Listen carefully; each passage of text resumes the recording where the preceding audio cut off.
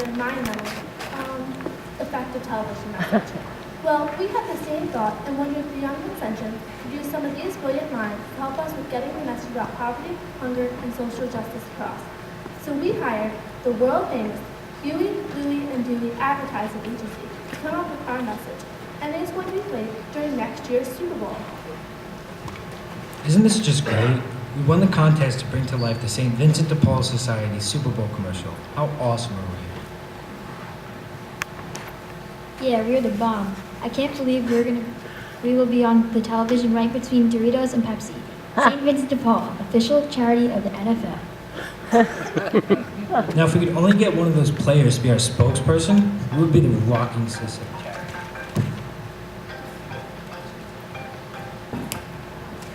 All right, you two, stop with the bloviating and more with the working if we're gonna ever get this commercial done. Heck, we don't even have a theme yet, and you guys are already awarding yourself an Academy Award for the biggest egos ever. All right, now, the mighty Andrew has spoken. We must all work. All right, guys, we have a lot to accomplish in a very short period of time. The Super Bowl is right around the corner. Who knew that a baseball game could be so popular? Baseball? This is football, the biggest event of the year. How can you get that wrong? Baseball, football, what's the difference? It has a ball, doesn't it? See, I rest my case. Now let's sell these fans on being charitable, caring, and helpful. Oh gosh, that is impossible. All right, now, we need to get our thinking caps on. Anyway, what is this St. Vincent's de Paul business, and what do they have to do with charity? They're the clothes guys, you know, donate the clothes and you get to clean up your room. Come on, people, we have to focus. We can't get lost in the small details. Time to come up with our brilliant ideas. How about we get the Geico to be our spokesperson, and we can come up with a catchy phrase like 15 minutes can get you into heaven if you're bringing old clothes to us. Catchy, right? Yes. No, that won't work. How about, like a good neighbor, St. Vincent is there, and we can tell them about the charity double check. Now that is a winner. How about if we get Justin Bieber to smile into the camera and tell the world that he knows that Doug's celebrity is that Doug knows St. Vincent. Brilliance. Brilliant. Who is this Doug celebrity guy? And yet, who is this Bieber guy? Forget about that. I got the idea.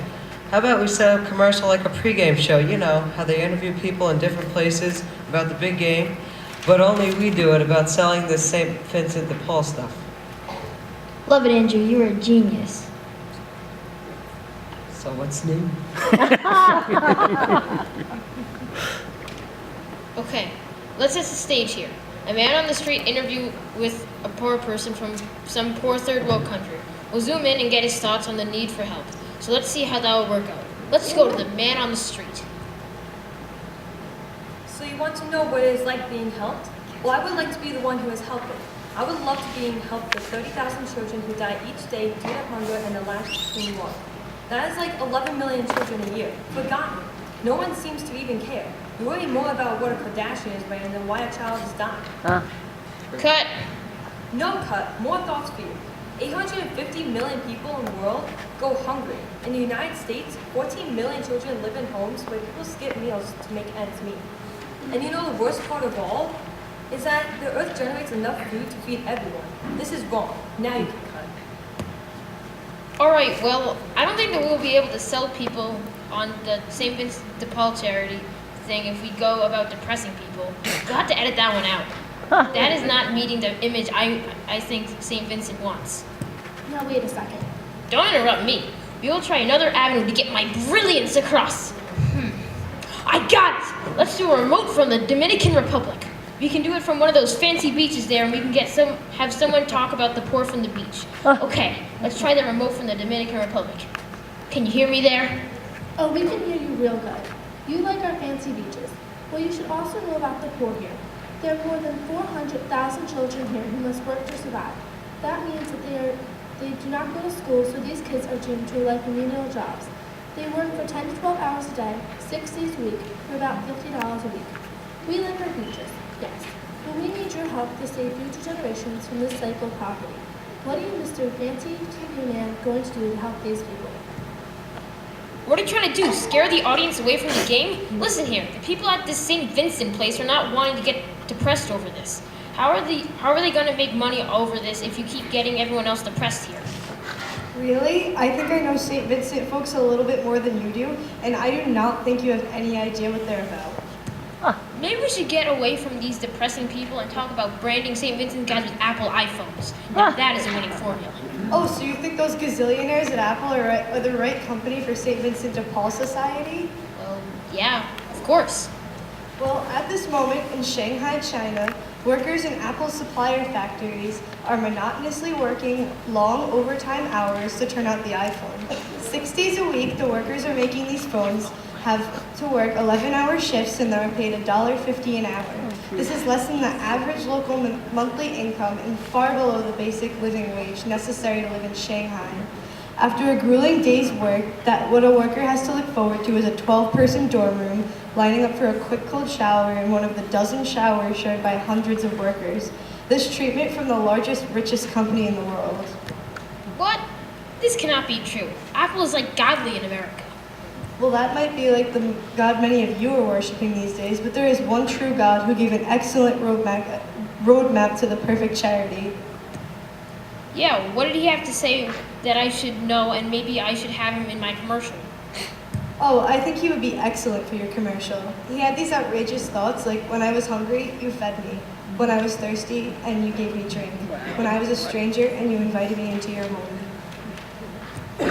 Well, how will I know when it is this God who's asking for food, drink, and some shelter? I'll definitely help him out. Well, he gave us a clue. Do you want to hear it? He said that when you do this for the least of society, the least of the world, then you are doing it for me. Wow, that's deep. What do you think he's trying to say to us? I think that he's trying to say that God is in each one of us, and if you can see and help those who are in the greatest of need, then your charity vision is at its best. All right, I think I'm seeing things differently now, but what am I going to do about my commercial? We need to come up with something new and original that people will be interested in, seeing but compelling, and will attract interest in the St. Vincent de Paul Society. Those people got the charity vision thing going on. Well, we can still go on location, but this time why don't we go on location to where those hip and cool young Vincentians are? You know they're the youth group of St. Vincent de Paul Society, and they can help us with the charity vision thing.